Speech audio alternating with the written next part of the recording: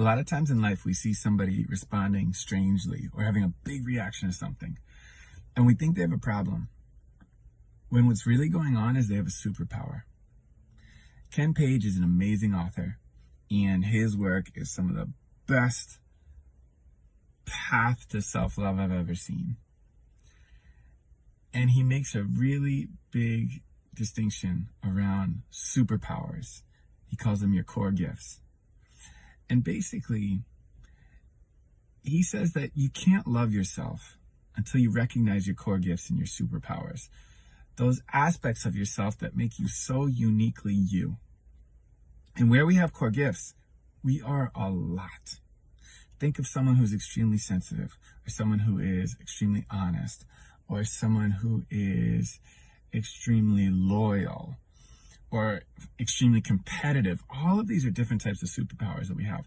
And that, some obviously more than others. And where you have a superpower is where you're extra sensitive to life. And you just can't change this about yourself. So you are so happy when this superpower, when this element of yourself is being fed or recognized or supported, or you're getting rewarded for it. But you're so pained when it's not being seen or it's not being fed. So for example, for a person who has a superpower of authenticity, which is obviously the case for a couple of students in my most recent Social Skills for Life class, they've gotten punished for how authentically they would respond to people. They just could not put on a mask of fakeness. They couldn't fake it. And, people would get offended. Or what happens with superpowers is our friends, our family, society, teachers often tell us that we need to be less of it because we're so much of it. And like I said, that makes us more sensitive to life on this level, more likely to get upset, more likely to feel hurt. And it's hard for other people to understand why we care so much about this particular aspect of life. For example, I know someone, she is the sweetest girl. She's 11 years old. And as she's in middle school now, and kids are acting pretty meanly, her friends are exploiting and taking advantage of her sensitivity and her sweetness and kind of using her as a punching bag.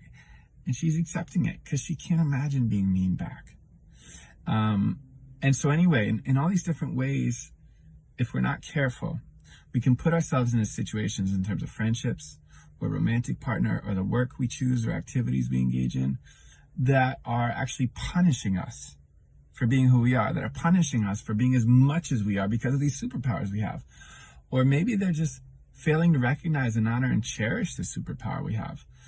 And I will argue that we are all dying to be seen and recognized for our superpowers. So it's one of the biggest pieces we do in Social Skills for Life is hone in and start to recognize, where are my superpowers? Where am I extra sensitive to life? And the messaging we've so often gotten is to be less of this superpower because it makes us weird. We're a lot. Where we have superpowers, we are a lot. And we often got the message to be less of it, and it just doesn't work. It's like trying to cut off a hand. You're just going to injure yourself. And instead of thinking you have a problem, the key with these core gifts is not to be less of yourself, it's to be all of you, but learn how to be it skillfully. And as you start to recognize where you have core gifts and superpowers, you start to give yourself a little more leniency in certain situations. You start to understand why you might respond much more strongly to others, to certain situations or certain people. And so you start more intelligently navigating which people to put yourself with, which types of work to engage in, which types of activities.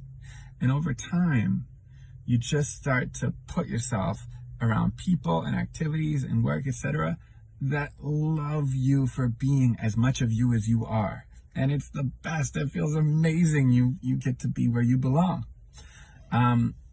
So this is just one of the core pieces that we teach in Social Skills for Life. It's so valuable to self-love and confidence. And also enabling you to feel safer in your own skin.